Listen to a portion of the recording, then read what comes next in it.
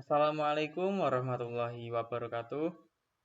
Perkenalkan, nama saya Muhammad Siril Wafa dengan NIM 4004062562005. Saya akan menjelaskan tentang materi yang telah saya rangkum dari mata kuliah Medan Elektromagnetik. Baik, untuk materi yang pertama yang berjudul Electric Charge and Force, Coulomb's Law, Polarization. Materi tersebut membahas tentang konsep dasar listrik, magnetisme, dan hukum yang mengatur interaksi muatan.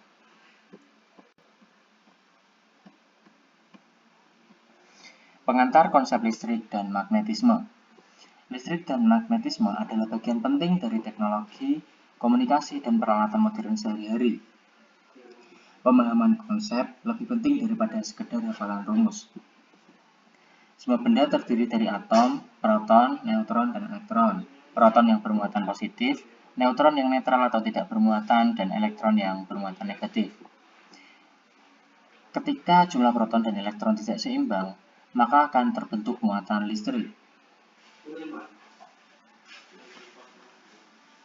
Muatan listrik adalah sifat dasar materi yang menyebabkan adanya gaya tarik-menarik atau tolak-menolak antar benda.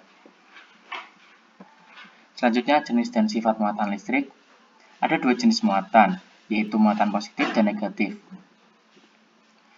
Ketika muatannya sejenis, maka akan saling tolak-menolak. Ketika muatannya berbeda jenis, maka akan saling tarik-menarik. Hukum kekekalan muatan. Muatan tidak dapat diciptakan atau dihilangkan, hanya berpindah.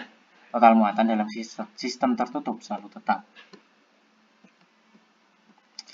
Selanjutnya, konduktor dan isolator. Konduktor adalah bahan yang memungkinkan elektron bergerak bebas. Misalnya logam, muatan mudah berpindah. Isolator adalah bahan yang tidak memungkinkan elektron berpindah dengan mudah, misalnya kaca, plastik, karet, muatan tetap di tempat. Dalam konduktor, muatan mudah berpindah karena elektron bebas, sedangkan isolator, muatan tetap berada di tempat, tetapi dapat mengalami pengaruh dari luar atau induksi.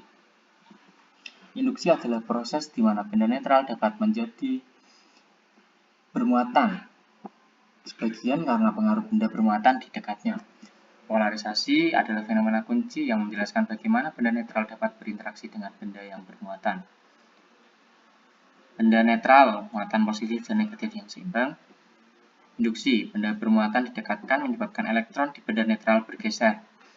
Polarisasi terbentuk kutub positif dan negatif, sementara pada benda netral terjadi pada semuanya, konduktor maupun isolator. Listrik dari gesekan atau charging by friction. Menggosok dua benda dapat memindahkan elektron dari satu benda ke benda yang lain, menghasilkan pemisahan muatan listrik statis. Contohnya ketika kita menggosok batang kaca dengan sutra, kaca menjadi positif, sutra menjadi negatif. Dan ketika kita menggosok balon dengan rambut, balon menjadi bermuatan dan dapat menarik potongan kertas kecil. Fenomena ini membuktikan bahwa gesekan adalah cara efektif untuk menimbulkan muatan listrik. Selanjutnya adalah hukum Coulomb. Charles Augustin de Coulomb menemukan bahwa gaya antara dua muatan bergantung pada besar muatan dan jarak antara keduanya. Rumus hukum Coulomb sendiri yaitu F sama dengan K kali Q1 Q2 per R kuadrat, dengan F adalah gaya listrik, Q1 Q2 adalah besar muatan, K adalah konstanta Coulomb, dan R adalah besar muatan.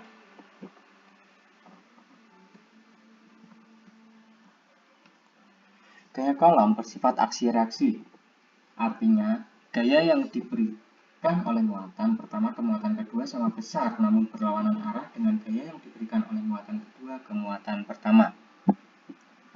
Selanjutnya adalah prinsip superposisi dan gaya vektor. Jika terdapat lebih dari dua muatan, gaya total yang bekerja pada satu muatan adalah jumlah vektor dari semua gaya yang diberikan oleh muatan-muatan lainnya.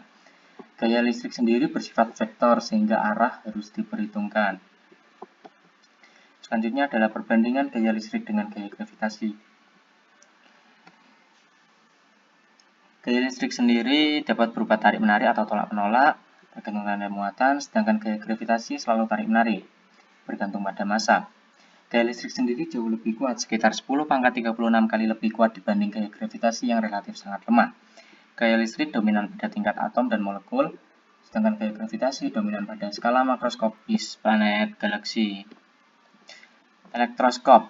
Elektroskop adalah alat yang digunakan untuk mendeteksi keberadaan muatan listrik. Terdiri dari batang logam dan 2 lembar tipis foil aluminium di dalam tabung kaca. Ketika elektroskop diberi muatan, kedua foil akan saling menjauh karena tolak-menolak muatan sejenis. Semakin besar muatannya, semakin lebar jarak antara foil. Ini adalah demonstrasi visual bahwa muatan listrik nyata dan dapat diamati.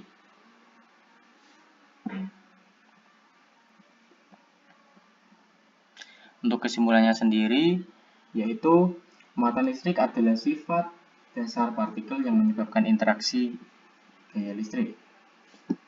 Ada 2 jenis muatan, yaitu positif dan negatif. Ketika muatan sejenis maka akan saling tolak-menolak. Ketika muatan berbeda jenis akan saling tarik-menarik. Muatan dapat berpindah melalui gesekan, konduksi atau induksi. Hukum Coulomb menjelaskan hubungan antara besar, muatan, jarak, dan gaya listrik.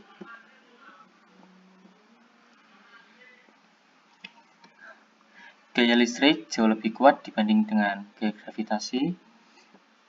Fenomena polarisasi dan alat seperti elektroskop membantu kita memahami bagaimana muatan bekerja dalam kehidupan nyata. Untuk materi kedua, materi yang berjudul Electric Field Lines, Superposition, Inductive Charging, and Induced Dipoles. Membahas tentang garis medan listrik, prinsip superposisi, pengisian induksi, dan dipol terinduksi. Konsep dasar medan listrik. Medan listrik adalah ruang di sekitar benda bermuatan yang masih mengalami pengaruh gaya listrik. Muatan positif menghasilkan medan yang menjauh, sementara muatan negatif menghasilkan medan yang menuju ke arahnya. Medan listrik atau E didefinisikan sebagai gaya persatuan muatan uji. E sama dengan F per Q, di mana F adalah gaya Coulomb yang bekerja pada muatan uji Q.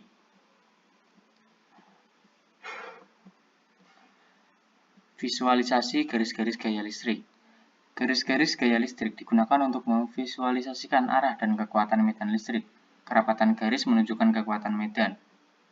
Arah garis selalu keluar dari muatan positif dan masuk ke muatan negatif.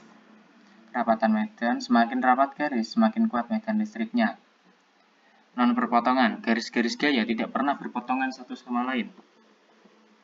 Tegak lurus terhadap permukaan konduktor pada titik keluarnya medan. Pola garis medan listrik. Pola radial terjadi pada muatan tunggal. Pada sistem dua muatan berbeda tanda, garis-garis melengkung dari positif ke negatif menunjukkan gaya resultan. Prinsip superposisi medan listrik. Medan listrik bersifat vektorial. Medan total di suatu titik adalah penjumlahan vektor dari semua medan listrik akibat setiap muatan sumber. E total sama dengan sigma E. E1 plus E2 plus E3 plus E4 dan seterusnya. Dua muatan positif. Medan di antara keduanya saling tolak-menolak sehingga medan yang arahnya keluar dari kedua muatan. Muatan positif dan negatif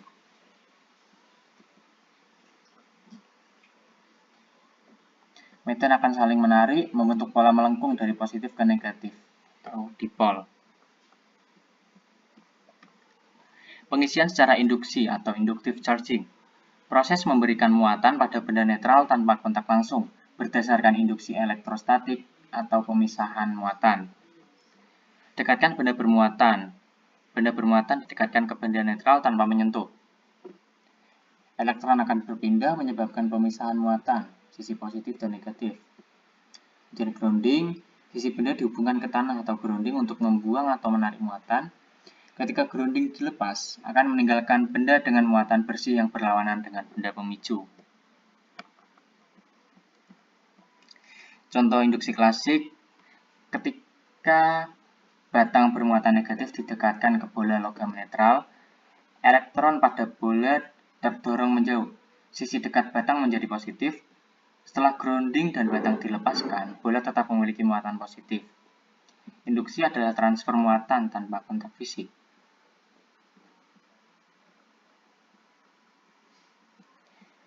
Dipol terinduksi atau induced dipole. Dipol terinduksi terjadi ketika medan listrik eksternal menyebabkan pergeseran sementara elektron dalam molekul netral atau nonpolar, menciptakan pemisahan muatan. Pergeseran elektron. Medan eksternal menggeser elektron sedikit ke satu sisi atom atau molekul. Pemisahan sementara, tercipta pemisahan muatan sementara, bukan transfer muatan permanen. Setelah itu akan kembali normal. Setelah medan eksternal hilang, distribusi muatan kembali normal. Contohnya aplikasi dipol terinduksi yaitu penggaris dan kertas. Penggaris plastik yang digosok bermuatan negatif didekatkan ke potongan kertas netral. Elektron pada kertas terdorong menjauh dari penggaris. Sisi kertas yang lebih dekat menjadi positif, terjadi gaya tarik elektrostatik menyebabkan kertas menempel. Selanjutnya keterkaitan konsep elektrostatika. Garis gaya listrik, arah dan kekuatan medan pada muatan, superposisi penjumlahan medan dari banyak sumber, induksi pemuatan benda tanpa kontak melalui medan, dipol terinduksi pergeseran muatan sementara pada benda netral.